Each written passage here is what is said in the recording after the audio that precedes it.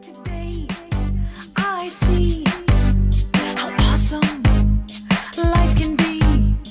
Beauty all the way, power to shape my day. Thoughts become real. One with all is what I choose to feel.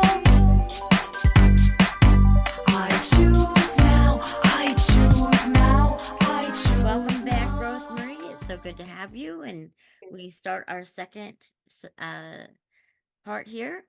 We are going to continue with once we put in an offer, and then and what I'm understanding is that there are like 4 responses to that offer that they can accept it outright, which kind of I think is rare unless the house is got some issues and they're very motivated and you meet the terms that they set up.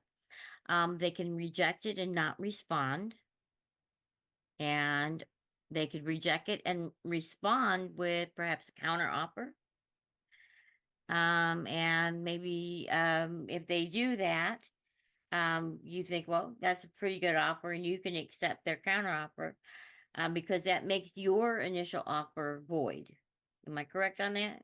Yeah. I do not want to give you real estate law, but Okay. from my understanding, if they do a counter offer and that counter offer is rejected, the buyers could get out of the deal. The buyers will probably still go back and redo the first offer, or the seller, the sellers could ask them to do that. Right. But again, I want to stay away from the law of real estate because they have a whole separate license.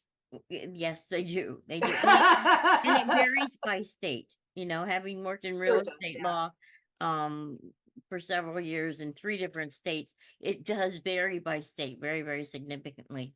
Um, but- and then if they counter, like they do a token counter, like, yeah, we're kind of interested, but we want to see what more you're going to bring to the table, then, they're more willing to negotiate.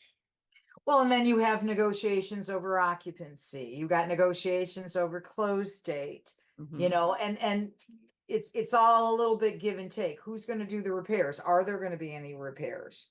Right. I mean, and sometimes, for a seller who hasn't found their other house yet and a buyer who's living at their mom's house, okay, they could negotiate maybe some 30 days free occupancy. That might be something of interest to the seller. So, Mhm. I mean, there's all these little details. Some of the, I mean, some of the purchase agreements, they, they'll waive an inspection. I mean, I don't think I would want to do that. But they waive an inspection. Some of them waive the appraisal contingency. So they'll have a guarantee. So I'm offering 250 on the house, but even if the appraisal comes in as low as $10,000 lower, 240, I'm still going to get this house. And I've worked with those people before. And I mean, their mortgage terms change a bit, or they have to come up with more money, but it's a way to negotiate. So there's a lot of different things that's not just money involved in the negotiations. Right. And I do know when my daughter bought her house in Colorado, because the market was so hot that, and by a hot market I mean houses were just flipping, just boom, boom, boom. I mean, you see a house today and tomorrow it would already have an offer on it. Sellers market to the extreme. Yeah. Exactly. And so they actually offered $35,000 more, Mhm. but they asked for a few concessions. Mhm. you know um so their mortgage itself fell within the range that they were allowed, which was 225, but because of the seller concessions. Yeah, but there's so many things, so many avenues. Negotiation is key. And I'll tell you, that's why, you know, when you're working with a buyer's agent, that's what they do. That's what they specialize in. They know all these little tricks and stuff like that. So they know all the different angles and they can, my husband used to be a realtor a long time ago before I met him. And I've known him 30 years. So it was a while ago, but he would also, was so good at negotiation. That's when the buyer's agent presented the offer to the seller. Mm-hmm. He was so good at negotiating that he even made the other competing agents think that he had a better deal, because it's all in perspective. How do you set it up? And it also has to do with the actual buyers and the sellers' preferences, what it is that is most important to them. And when you have professionals working with you, now the listing agent might say to the buyer's agent, yeah, well, that's all fine and good, but what's really important to my seller is we get this, that, when they're doing the renegotiation, Right. we need this, and how can we get this to happen? And then that's when you get everybody involved and see if you can come up with a solution. Yes, absolutely. I was just flipping over here trying to remember where we were. Well, I think we're in offers. We talked about counter offers. Yes. One thing I'd like to, and we talked about occupancy contingencies. Mm-hmm. Um, Oh, choosing the best time to close sometimes, is, I mean, we talked about closing and having the date, but sometimes choosing the best time to close might be the middle of the month rather than at the end of the month, you know. I heard that more people are trying to close by the end of a month usually, and yeah, and then you run into like maybe like a bottleneck type thing where everybody's really really busy and I'm not sure why everybody wants to close the end of the month. right, right. I don't know. One thing we didn't talk about was cash offers. I mean, we Yes. might have mentioned it, but if you've got a cash offer, if you're a buyer putting in a cash offer, the seller doesn't care if it's cash or mortgage or, I mean, they have different cash. Usually you can do in a couple weeks. All you got to do is clear title work. And I might be putting it down because I don't know much about it. I don't handle those, but it's you're not gonna, as a seller, accept less because somebody's coming with straight cash. You might accept a cash offer over the same price mortgage offer Mm-hmm. because you've got a cash offer with a bank statement that shows this guy's got the money in the bank versus you got a pre-approval letter that says we still got a whole lot of work to do before you can close.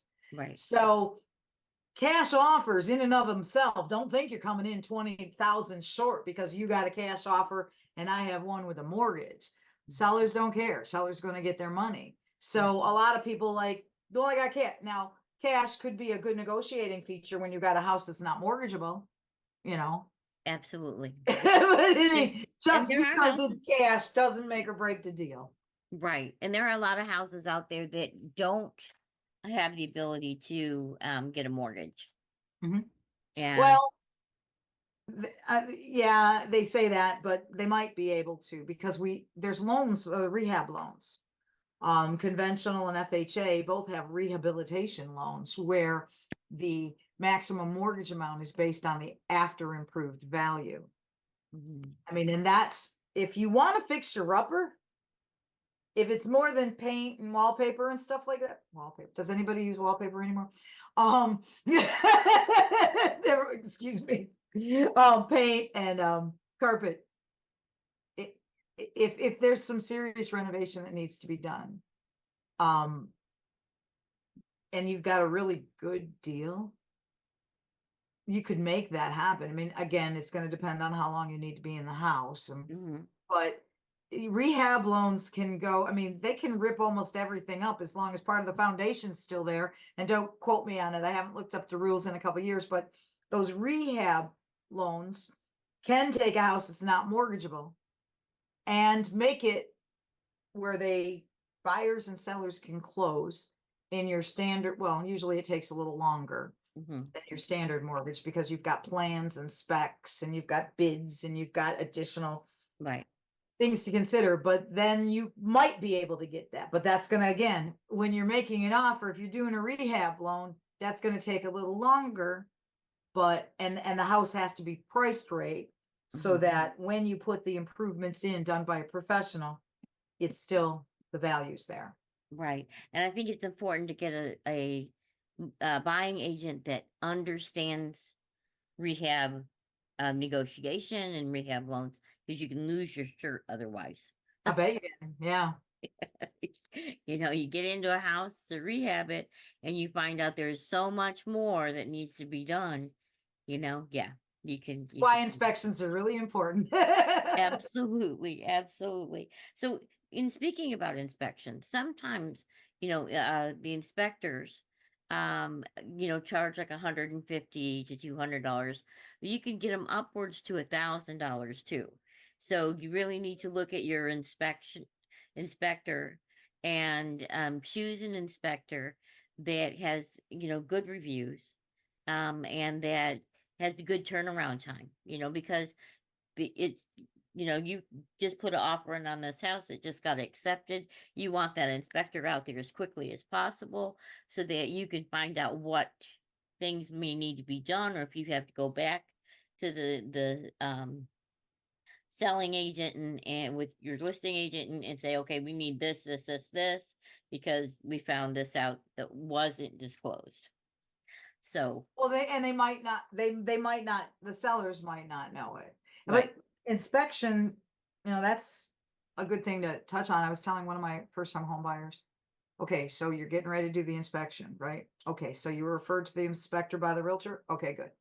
Now, what I want you to remember is that no house you ever buy, even if it's brand new, is gonna be perfect. Absolutely.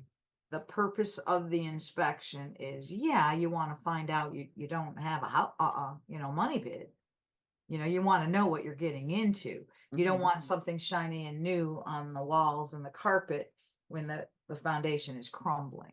Okay. Right. Right. But look at the inspection as kind of a to-do list. Hmm. Your roof's good, but maybe in about 5 years, you might need to think about replacing it. For me, it was the water heater is beyond its useful life. And, less than 2 months after I bought a house, I bought a water heater, but I knew that. So I Right. had the money planned. That's Exactly. what an inspection's from. A lot of people get freaked out. Oh my God, there's things wrong with it. Of course, there's things wrong with it. It's a house. Right. And like you said, it doesn't matter if it's brand new, you know. I mean, sometimes the quality material wasn't get as high as maybe they thought it was, going in, or they I cut love the houses costs. built in the early 1900s myself. Yeah. Baseboards of oak and inlay mirrors and Yes. chair molding, crystal chandeliers, inlaid bookshelves. Oh, yeah. Yeah. And then, and my house was built in the 50s. There's a different kind of construction method too. Exactly. And then, I've lived in brand new constructions quite a bit of my life as a kid. And, in the 70s and 80s. It all depends on your preference, but that's another thing to consider. Absolutely. I remember one of the houses that was brand new. We went in within a week, the toilet was broken, and it was like, how can this happen? This is a brand new house. Now, did you have a want or a need of two toilets? There was a definite need for two, I'll tell you. Definite need for two.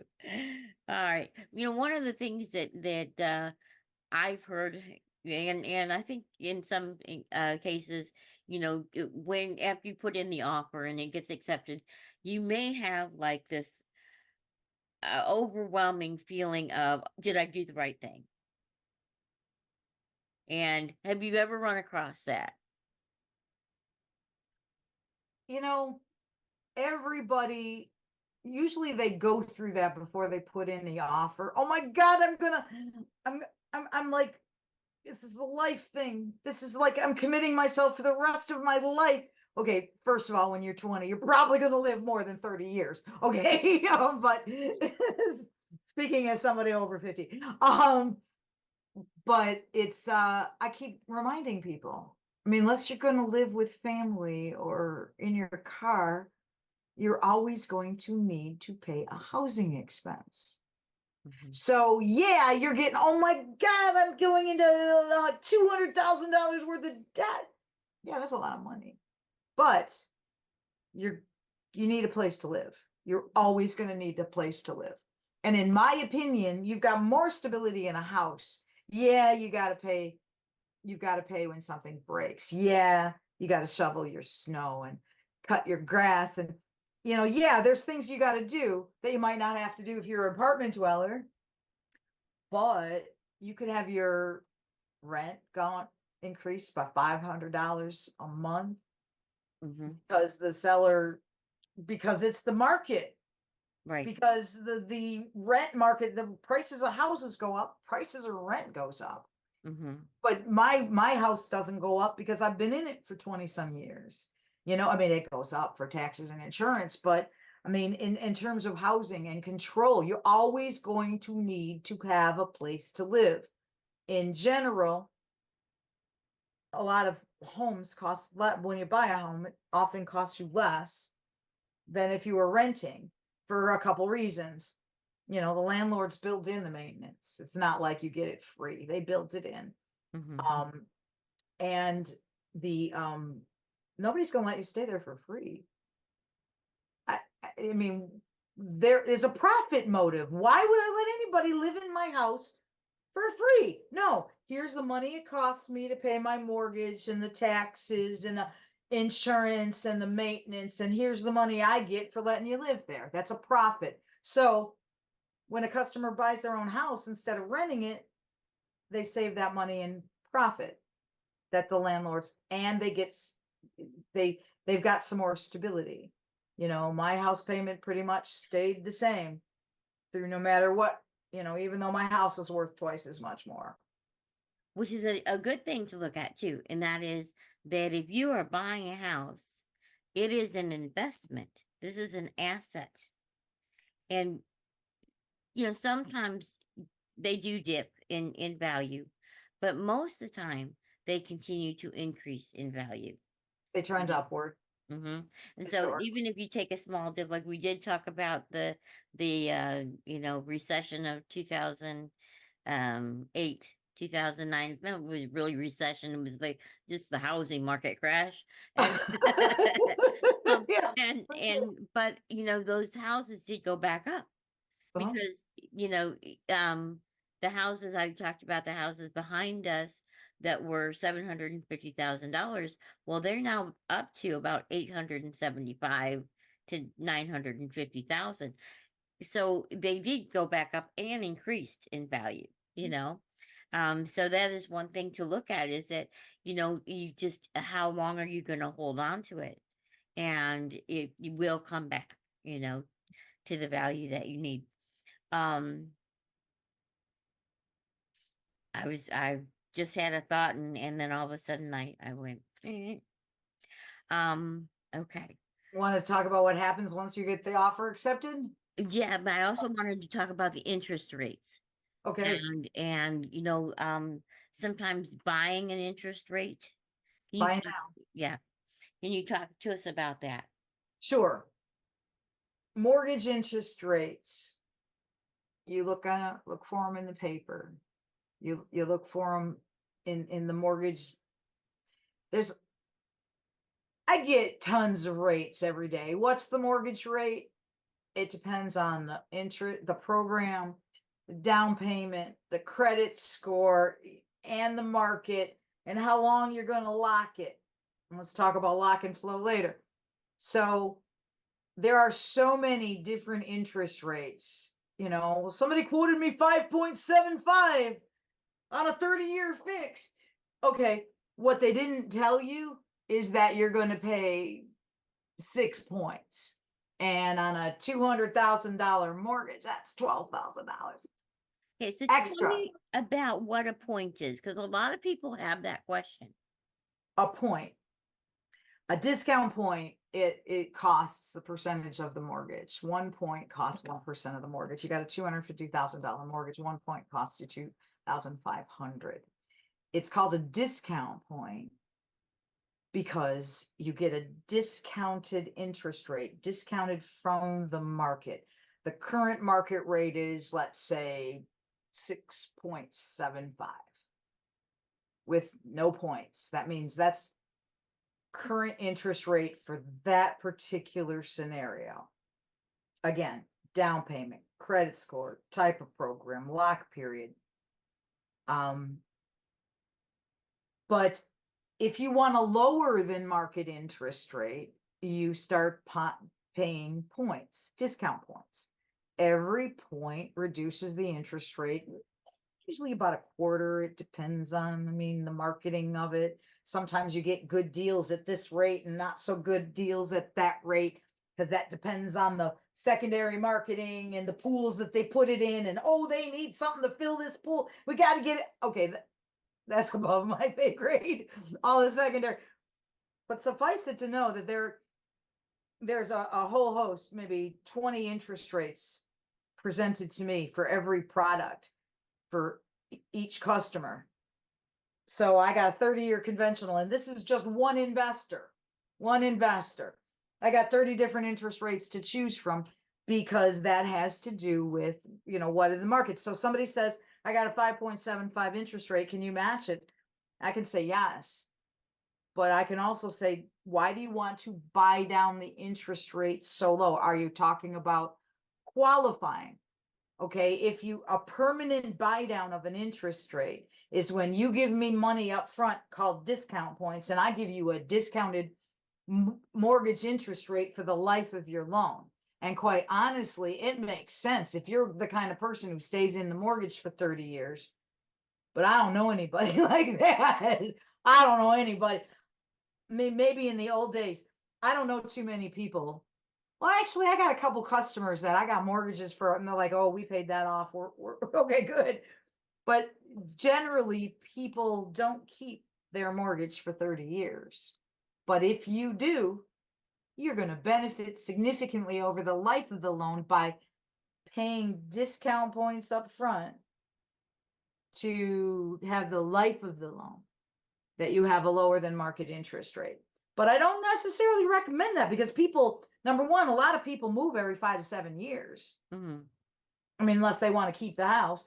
And people refinance when it makes sense. You take money out of your house when you need it, the interest rate goes down. So when you're buying down the interest rate,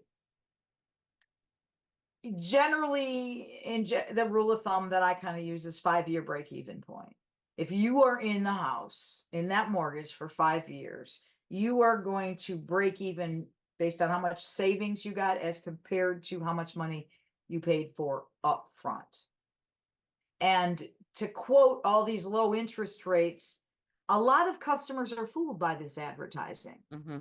I had a customer a few years ago. She said, okay, my mortgage servicer called, said I need to refinance. So I thought I'd give you a call. I was like, thank you. And she says, oh, that's going to be this and this and this and this and this. I'm like, listen, I can't tell you what we can do until you apply. Let's apply. Ran her credit. And then I looked at this offer that she said she had. And I said, well, if this is true, they have a way better deal than me. And if this is true, you got to go with them, because they're saving you money. I said, but I don't think it's true. So what do you have? What do I do? I said, apply for a mortgage. Really? Yeah. You have to give me the loan estimate so I can tell what they're doing. Which is a result of the legislation that happened 10, 15 years ago. So she gets the loan estimate, and she was really asking the guy the right questions. I was telling her what to ask, how much in cost, how much in fees. He did not mention the 3.625 discount points or whatever it was to her. And the servicer was quoting her a mortgage amount that was $4,000 less than me. She said, why? I can't tell you. Well, what happened was the mortgage servicer, the ones who's collecting the money, they hire people to call their customers. And quoted an interest rate, told her the costs, but didn't tell her the discount points. And I looked at, and underestimated the payoff by $4,000. Now, I could tell an estimated payoff by looking at the credit report. The servicer can do better than that.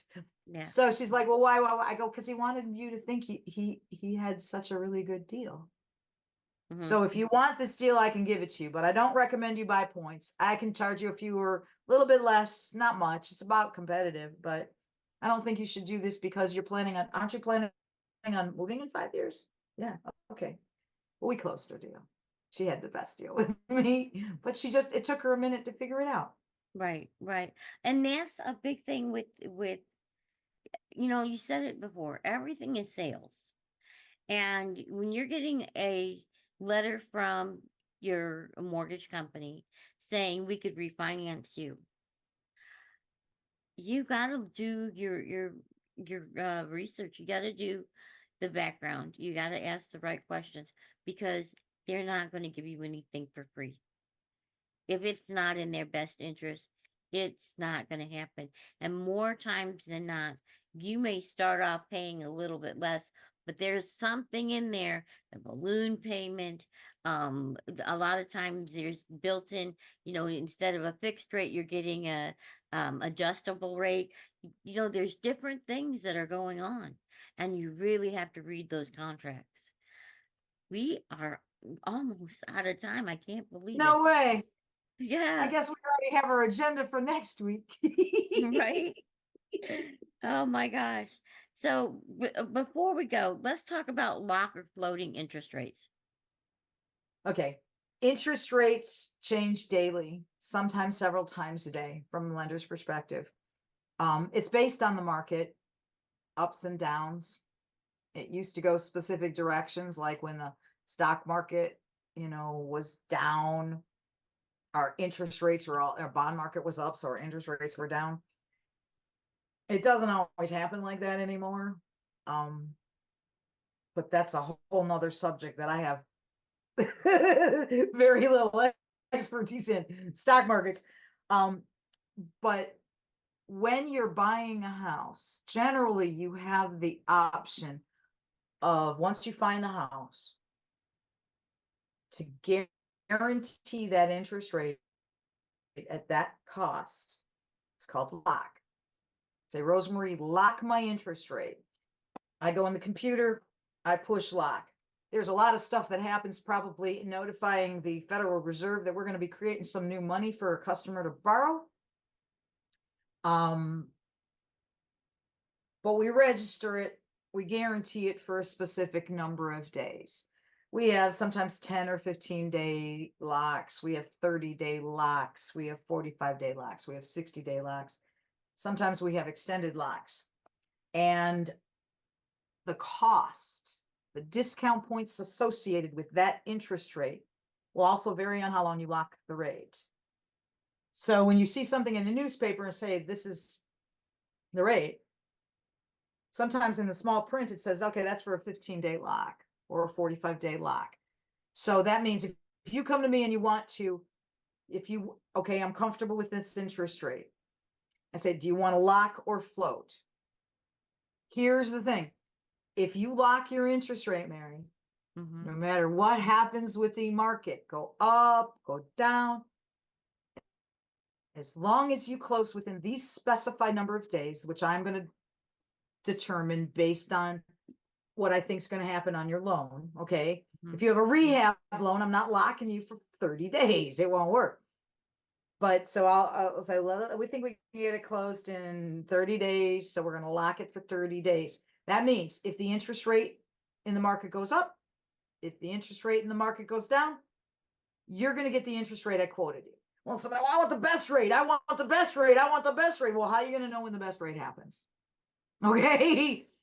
I don't know when the best rate is going to happen. Right. And there are some sources of advice I can get, through our industry, and they'll say, well, if it's short term, you might want to float, or if you're long term, you might want to lock. But nobody knows. Right.